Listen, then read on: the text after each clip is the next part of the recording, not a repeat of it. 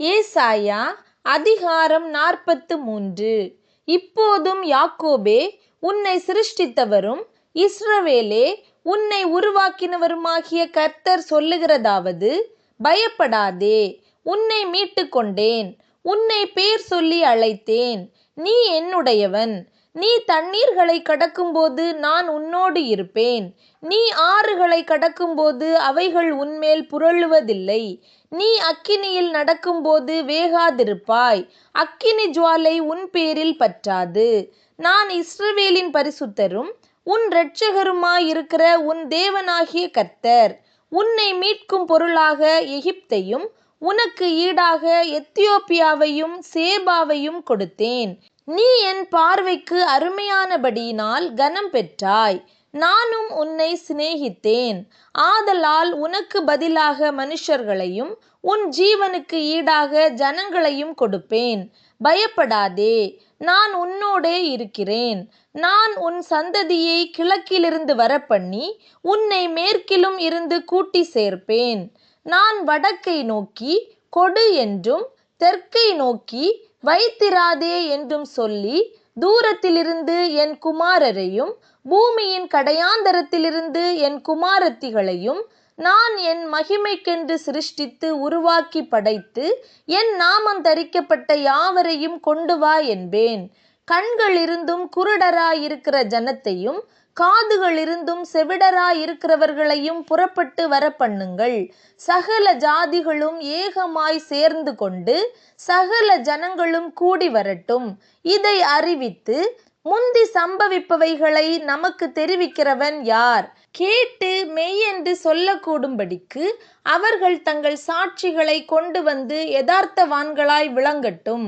நானே அவரென்று நீங்கள் உணர்ந்து என்னை அறிந்து விசுவாசிக்கும்படிக்கு நீங்களும் நான் தெரிந்து கொண்ட என் தாசனும் எனக்கு சாட்சிகளாயிருக்கிறீர்கள் என்று கர்த்தர் சொல்லுகிறார்.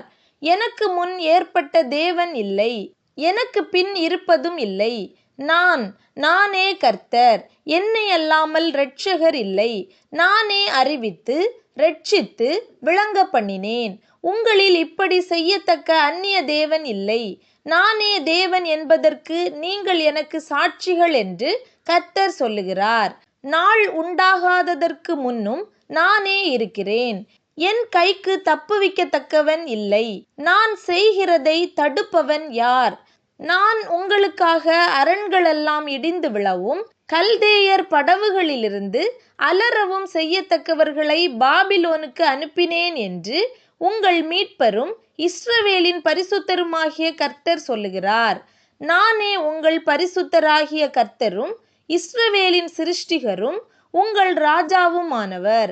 சமுத்திரத்திலே வழியையும் வலிய தண்ணீர்களிலே பாதையையும் உண்டாக்கி இரதங்களையும் குதிரைகளையும் இராணுவங்களையும் பராக்கிரமசாலிகளையும் புறப்பட பண்ணி அவைகள் எழுந்திராதபடிக்கு ஒருமித்து விழுந்து கிடக்கவும் ஒரு திரி அணைகிறது போல் அவைகள் அணைந்து போகவும் பண்ணுகிற கர்த்தர் சொல்லுகிறதாவது: முந்தினவைகளை நினைக்க வேண்டாம், பூர்வமானவைகளை சிந்திக்க வேண்டாம். இதோ நான் புதிய காரியத்தை செய்கிறேன், இப்பொழுதே அது தோன்றும். நீங்கள் அதை அறியீர்களா? நான் வனாந்தரத்திலே வழியையும் அவாந்தர வெளியிலே ஆறுகளையும் உண்டாக்குவேன். நான் தெரிந்து கொண்ட என் ஜனத்தின் தாகத்துக்கு வனாந்தரத்திலே தண்ணீர்களையும் அவாந்தர வெளியிலே ஆறுகளையும் உண்டாக்குவதினால் காட்டு மிருகங்களும் வலு சர்ப்பங்களும் கோட்டான் குஞ்சுகளும் என்னை கனம் பண்ணும். இந்த ஜனத்தை எனக்கென்று ஏற்படுத்தினேன், இவர்கள் என் துதியை சொல்லி வருவார்கள். ஆனாலும் யாக்கோபே, நீ என்னை நோக்கி கூப்பிடவில்லை. இஸ்ரவேலே, நீ என்னை குறித்து மனஞ்சலித்து போனாய். உன் ஆடுகளை தகன பலிகளாக நீ எனக்கு செலுத்தவில்லை. உன் பலிகளாலே நீ என்னை கனம் பண்ணவும் இல்லை.